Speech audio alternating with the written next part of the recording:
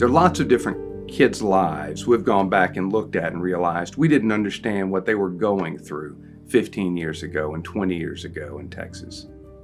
One of the kids whose lives we went back and looked at, we realized she came in to the juvenile justice system in 2008. She was charged with assaulting her parent at home and running away from home. Over the next 5 years, she came back into court many times, including in the child welfare system because she'd been abused in her own home.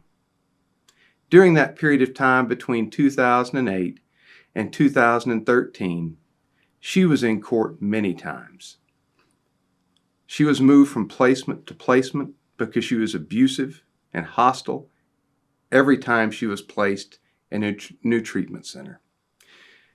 She was rejected by her family that said they couldn't take care of her, and there were accusations made towards her by her family about whether or not she was criminally engaged in other activity, and none of her own family wanted to work with her and bring her back home. Ultimately, in hindsight, when we go back and look at all of the information we had at the time but didn't understand, no one knew how to ask her the right questions. No one knew how to get the information from her about what she had endured. And unfortunately, we didn't understand she was a victim. She came in originally into the juvenile justice system as someone that was committing crimes because we didn't understand how to approach her. Thankfully, over time, we've understood that we have to take a different approach with kids that have endured the level of trauma that human trafficking victims endure. We didn't understand how to talk to her. We didn't understand how to get her to open up and talk about her life experiences. One of the programs we created in 2012 in my county was a docket that allowed us to look at kids that were in the juvenile justice system and in the child welfare system. And we talked about those kids that were in both of those systems with all of the stakeholders that were involved, with the child welfare workers, with the juvenile probation officers, with their lawyers from both systems, with the prosecutors from both systems. And in sharing that information, we also understood that we still weren't able to understand what was going on because we were missing another valuable piece. And that was the leadership of having an organization that helped the community understand human trafficking. One of the things that we missed about this young lady was that there were people in her own family that were accusing her of being a prostitute. There were allegations that she herself were acting as a prostitute as a child. And there's no such thing as a child prostitute. No such thing. But we didn't understand the significance of that type of allegation from her own family back then. And when I say you can't be a child prostitute, all over the world, there are restrictions on fighting for your country, driving in your country, consuming alcohol in your country. Certainly, there should be restrictions on an age at which a child can consent to engaging in acts like that for money, and it's not proper. Kids that age cannot make those types of decisions. Because a child engaging in acts like that isn't doing it voluntarily. They're not doing it consensually. They're subject to being forced and coerced into doing those acts. And throughout that time period from 2008 to 2013, when this young girl was going from system to system and going to court, we had investigators, probation officers, law enforcement officials, school teachers, placement officials, lawyers. No one recognized those things, not even the judges that saw her in court. Many, many people had opportunities to interact with her. Many professionals had opportunities to interact with her and did interact with her. But no one understood what was going on in her world. No one understood what she had to endure. That's why in 2015, we took the steps to create, in my county, in McLennan County, what we call a coalition or a task force to bring everyone together. And I will tell you that when we sent out announcements inviting people to come and participate, we really didn't know who would come. We wondered if a few people would show up or a lot of people would show up, because no one had ever done anything like this. Within days of sending out an announcement inviting people to come, we had overwhelming response from schools, hospitals, medical clinics, law enforcement agencies, lawyers, child welfare workers, juvenile probation departments. So many people eagerly responded and attended. And what surprised us was the shared stories as we went around the room, where each of these stakeholders saw the level of abuse and neglect and victimization, but they didn't know what to call it. They were absolutely amazed that so many people just in our community had seen those things, but had no idea what they were actually seeing. It was a moving experience for all of us, because we just had no idea the depth of it in our own community. And all of us had so much experience working with kids for many, many years. From that initial meeting, we went forward and created that task force and continued to grow and invite more people under this tent so that we could share those experiences and information to combat human trafficking in our community. When we first started this endeavor in 2015, we really just thought that it would be the courts, the prosecutors, the child welfare workers, and the juvenile probation department. Like I said, we invited a lot of people and we just didn't expect them to come. The reality was in 2015, we just didn't know many people that were doing this. We kind of were out there in what we thought was an unknown territory. In hindsight, we'd like to think we were leaders in this particular type of development and operation. Not knowing any better, we gathered around kitchen tables, sat around couches, prayed over decisions, stumbled on decisions, fell, got back up, kept going. It wasn't perfect. It was messy. It was messy a lot of the time. When we first sent out the announcements and invited people to come visit with us in 2015, I'll be honest with you, a lot of people contacted me and asked me who I thought I was. Are you Liam Neeson? Are you filming Taken? What's going on over there? Because they had no idea what we meant when we said attacking human trafficking in our community. Their point of reference was the movie, Taken. They had no concept of what these victims were enduring day in and day out right inside our county. When they came into that meeting and we shared and announced who you were and introduced yourselves and where you're from, we were absolutely blown away by the stories that each of those individuals told. As we went around that room, person after person told a story about their exposure to a child that had been victimized and had been trafficked, but they didn't have a title for it. They didn't know what it was. They didn't even know who to call. By the end of that meeting, the response was overwhelming. Our community decided that we did need the organization and structure needed under the guidance of Unbound Now to combat human trafficking in our community. From that initial meeting, we went forward and continue to host meetings 4 times a year. All of the stakeholders that I've mentioned and even more wanted to come to the meetings. The meetings were standing room only at times, as so many people wanted to not only learn about human trafficking, but fight human trafficking. And they needed to know what role they could play in our community in making a difference. But the one thing we discovered in creating this coalition or task force in our community, but it's not about the number of individuals involved, and it's not about the number of resources that you have. What's important is that you have the desire to make that change, because it's possible, regardless of how large your community is or how small it is. If you've got stakeholders that want to change, you can do this. Because I assure you, we really didn't know what we were doing when we got into this. And we had to adapt and make many, many changes along the way. Don't let those frustrations and changes discourage you. because it's by adapting that you actually will get stronger in this fight. As our task force or coalition grew, what we discovered is we had to have more organization because, like I said, so many people wanted to be involved. We really hadn't expected all of the different levels of participation from all parts of our community.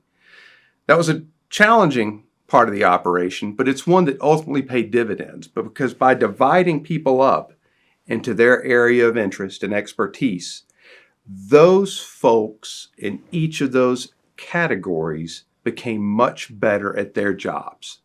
So all the schools that shared information with one another got better at identifying kids at risk in their schools. All the churches got better at identifying kids that came to church to see if maybe there wasn't something else going on that they didn't recognize. The medical professionals got better at understanding what was being said when kids would come to the doctor's office and what wasn't being said.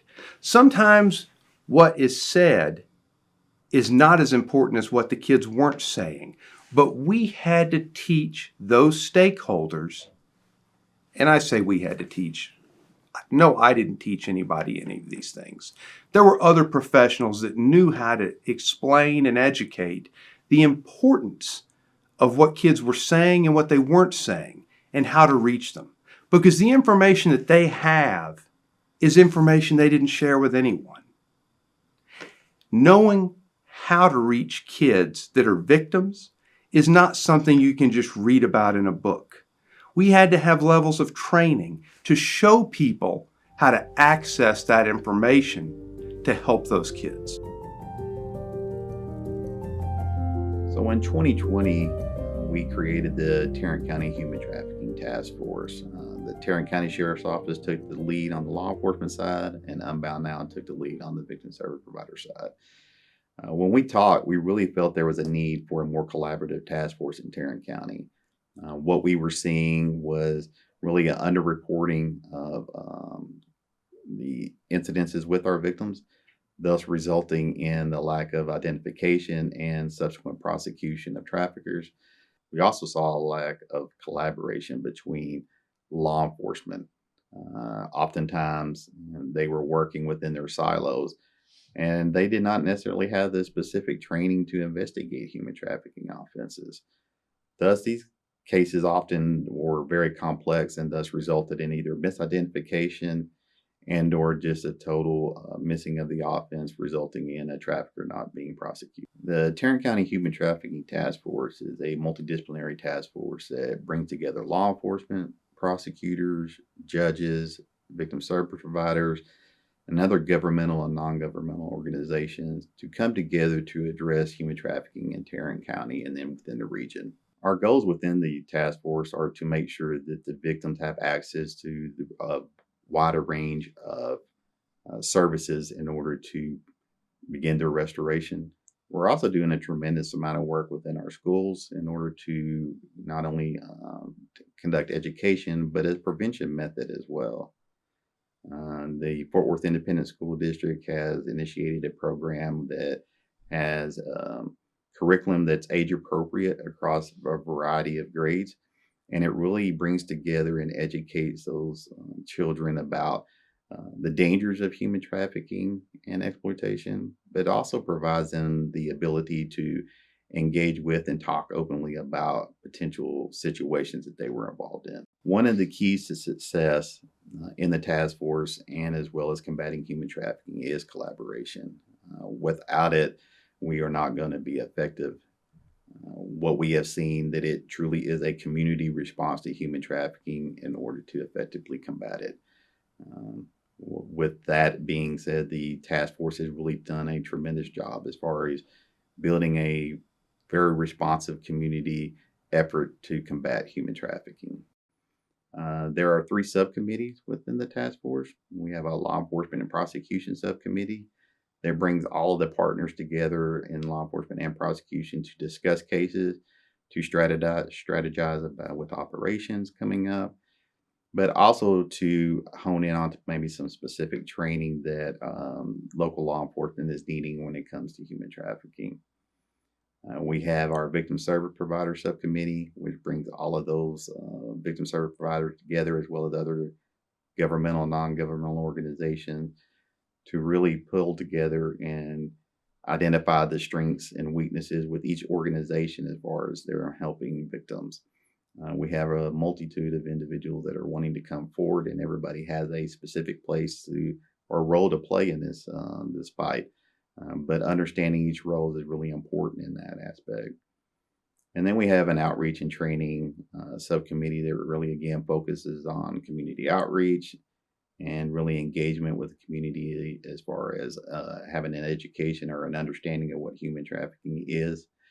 But also provides, specific training to the community, to law enforcement, victim service providers, and really helps us be better prepared to combat human trafficking in Tarrant County and be more effective. I would say over the last 6 years, the victim identification has risen greatly. That's based off of a variety of reasons, within the task force, not only the collaboration, but also the training and the understanding of what human trafficking is. We're seeing more identification through law enforcement operations. We're seeing more identification through outreach operations, and we're seeing more identification through the education of the community. By them having a better understanding, they can recall a situation or instance that they saw that now looks like has the appearance to be human trafficking, and they're able to tell law enforcement about those situations and allow us to follow up on it.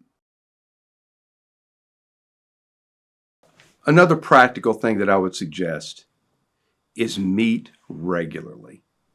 Communication is so important, and having open lines of communication for people to exchange information, to give information that they've learned, and to receive information from others. Not only to communicate, but to make connections. Knowing who to contact in this endeavor is so important. New people to this fight who've just come to learn about human trafficking have to know who to call. Learning who to contact is so important. It's not like you can go online and just find out who knows about human trafficking and who can help you pursue this. Going to those meetings and exchanging each other's contact information allows you to build a network in your community to make a difference. So have those meetings as frequently as needed. I would encourage you to set a schedule. Don't just do it randomly. At each meeting, set your next meeting and have a plan for those things in place going forward. Because it's that level of contact and communication, at least in our experience, that made a real difference in the network in our area. Because knowing who to call, knowing who to trust, knowing who can help in this fight is a huge piece of this puzzle. You have to have certain key people at the table, but they can make a difference when they meet regularly. And again, everyone can't be at every meeting. Don't be discouraged if attendance always isn't as large as you might want, because having the meetings as often is just as important as how many people come. Because having the commitment and dedication to continuing to meet and gather together is significant in showing your community that you're committed to making a difference in this effort. One of the things that we discovered changes is some people leave organizations. Juvenile probation officers would leave, lawyers might change, child welfare workers can change identity, and different people come in and out of those organizations. So having the continuity and the consistency of having meetings, make sure that you can continue to educate the people that follow those individuals into those jobs so that we don't have gaps in learning and gaps in education in this fight, because that continuity is significant and you can't overlook that. One of the things that we have done that's been really helpful is having regularly scheduled meetings between key groups. So we have a coalition that meets quarterly, and the coalition has invited anybody and everybody who might have anything to do with trafficking, with the kids in the system, or any social service organization. And some of that has been sort of trial and error. For example, I talked about the massage parlor case where we realized, hey, we need to have an immigration attorney on board. So we started inviting her to these groups. And so as we work cases and from our failures, we realize, hey, the next time we need this person, let's invite them. But the coalition invites prosecutors, law enforcement, judges, defense attorneys, but also schools. There's an organization, a drop-in center for homeless youth, so they come. Unbound. Anybody who might have anything, juvenile probation, MHMR, which is our mental health services in the community, anybody who might have anything to do with helping these people in any way. We have a different meeting for cases before they get filed with the court system called MDT, which is multidisciplinary team. This includes law enforcement, the medical examiners for sexual assault exams, forensic interviewers, myself, so the DA's office, child welfare investigators. And we meet weekly to talk about new cases that have come in that week. And this is before they get sent over to the DA's office for filing. Some don't get sent, some do get sent. Sometimes we say, hey, we need more evidence there, or let's get a medical on this kiddo. And we sort of talk about cases as they're coming in on the front end. And that's also been very helpful. Especially because sometimes, with the nature of trafficking cases where they're moving people around a lot and it's kind of always on the go, you might have a detective in one jurisdiction who has a case on someone and a detective in another jurisdiction who has a case on that same person. And when they get to these MDT meetings, they sort of like, hey, I'm also working, and so they can compare notes. In the way our criminal justice system works, I'm going to end up getting both of their cases and I can combine them on my desk, when I get them and I'm taking it to the grand jury. But if they can figure that out at the beginning and work it from the front end as a trafficking case, it makes the whole thing much more efficient. Sometimes we have collaboration meetings for specific cases. So we have regularly scheduled meetings for cases that might be trafficking on the front end before they come into the office or as they're pending. But sometimes we also have meetings with our detectives about cases that they're working that are trafficking cases that they want our input on before they do their sting, before they do the arrest. And that's been helpful too, because we're learning. And so we were able to say, hey, that last time when we did this, that was really great. Or that last time, I really wish we had had this piece of evidence. Can you get that information before you send it over? Because like I said, the evidence disappears or it's not going to be there 3 years later when I'm trying to try this case. So I have the courtroom perspective. I'm looking at it from what do I need to prove this to a jury? What do I need to prove this from a judge? And they're looking at it from what do I need to make the arrest? And they're slightly different. And so being able to combine those perspectives at the beginning has been really helpful on a case-specific basis as well. That having a victim-centered approach has been the best tool. And I had a case a few years ago where this was super evident. We had a child welfare case where 2 girls, 14 and 16 years old, came into the CPS system. Their parents were using drugs. The mom was out of the picture. She was off in another state and hadn't lived with the kids for years. Nobody could find her. The father was heavy into methamphetamine and his girlfriend as well. And there was domestic violence between the father and his girlfriend in the home. So that's the reason the kiddos were removed. It wasn't for trafficking and it wasn't for sexual abuse. There were some red flags for us, however. First of all, just the fact that they were in the child welfare system we know is it's a high risk factor. But they said that the drug dealer for the dad gave him his meth for free. Nobody gives meth away for free. That's not a thing. So immediately we were like, okay, something's going on here. And we did some more digging, but at the very beginning, we gave the girls forensic interviews, which is the process that we have at our advocacy center that we use to investigate, to talk to children who have either been victims or witnesses of crimes, instead of the detectives interviewing them. But they didn't make an outcry of abuse, of sexual abuse, of trafficking, or anything like that. But we thought, okay, this seems really fishy. So we worked it as a trafficking case. So one thing that we know from the research and from experience working these cases is that children are very reluctant to disclose the depth of their abuse until they've achieved felt safety. So we started looking at how can we achieve that for these girls? What can we do to help them? So, of course, we got them into counseling right away. We were able to find a counselor who had specific training in dealing with victims of human trafficking. Even though this technically wasn't labeled as a trafficking case yet, we had our suspicions, so we went ahead and did that. We found out that the drug dealer gave the dad his meth for free. Then we found out as long as he could spend time with the girls, that's what he wanted in exchange for his meth. And so then we were very, we knew, okay, this has got to be trafficking. And so we found out the girls would spend large amounts of time with this person. And at first they were saying, oh, he's a family friend. He's very nice. He helps us out a lot. When our dad and his girlfriend are fighting, he'll come over and he'll take us away from that.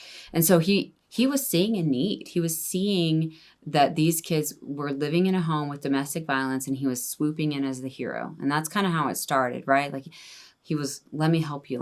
I'll take you away from here. You can come to my house where there's no fighting. And so that was another red flag, because we know that that's often how traffickers start relationships, start with their grooming their victims. But then we found out that they were actually very scared of him. So as they were in their foster home for a little longer, we found out that there was a lot of fear. He would drive through their neighborhood or send other people to drive through their neighborhood, and we didn't know how he had figured out where they lived until we figured out that he bought them iPads and iPhones, and he was using the location services on that to identify where they were and where they went to school and things like that. So we took those away, obviously, and we got the sheriff's office in that county to jump on board. And obviously there was no criminal investigation at that point. There was no crime that we could definitively say was happening, but they just did patrols in the neighborhood. Another thing that we did was they started saying that they started expressing fears about, he's sending me a message on Facebook telling me he liked that red shirt that I wore to school today. And that really freaked them out. And so we got an organization called BACA, which stands for Bikers Against Child Abuse, on board. And the BACA, this group, they had about 10 to 15 people in their big motorcycle vests, and they brought their motorcycles and just camped out in front of the girl's house. And it was great because they say their day and night, they were just there in front of the house, standing guard. When the kids got on the school bus to go to school, the BACA motorcyclists drove around the bus and just gave them an escort to school, and then they stayed at school all day. And then they drove them home, or they stayed at practice. If the girls had practice, BACA was at practice. And that really helped to give the girls a sense of security because they basically had this, it looks like a motorcycle gang, but they're just the most gentle people you've ever met. And so we got BACA involved. We also got the school involved. We told them kind of what was going on. Hey, this is a situation. So they allowed for BACA to be on their campus. And also, normally in child welfare cases, even if a parent doesn't have custody of their children, as long as their rights haven't been terminated, they're allowed to get information about their kiddos, how they're doing in school, or their medical checkups and things like that. So we started limiting the access that the parent had to information from the school regarding where they would be. We found out both of the dad and the drug dealer, we were calling him the dealer at this point because we knew he was a trafficker, but we couldn't label him like that yet, were locked up in our county jail in cells very close to each other. So they were feeding each other information about the girls. CPS was supposed to give the father updates, regular updates about his kids, photos, things like that. That's very normal because generally the point of a CPS case is to rectify whatever situation brought the kids into care and then work towards reuniting the family. And so that includes maintaining contact between parent and child. So we had to cut that off, obviously, because the trafficker was ending up with these photos that we were sending to dad of the girls. We also got the jail staff involved, told them about what was going on, and they were able to separate these two guys and limit any communication that they had. So this was a real team effort. We got BACA, we got the schools, we got the jail, we got the sheriff's office in another county. We got the counselor with specially trained background for working with trafficking victims. And I had a phenomenal CPS caseworker who was aware of these dynamics as well. And she worked really closely with me, and I was able to work with her on, okay, we know it's a trafficking case, but we just have to wait for them to be ready. They're not going to disclose until they're ready to disclose what's happened to them. After about 4 or 5 months of this, the girls finally were able to tell their caseworker, hey, by the way, when I was spending all this time with him, we were going to hotels, we were having sex, he was, grooming me to sell, he would take me on drug deals, they gave all the information that we needed to be able to charge him as a trafficker. And so then we got our sheriff's office involved and wrapped up the case with a little bow and handed it over to the sheriff, and they were able to prosecute or make an arrest on this drug dealer as a trafficker. And he pled a few years ago. I think he's serving a few 15-year sentences on that. So that was really great, but it was only possible because we were able to focus on the children first, kind of get everybody on board. How can we serve these girls? And eventually out of that, we got a trafficking case. So that's just an example of the benefits of collaboration across all fronts, because that wouldn't have happened if we hadn't gotten all those folks on board.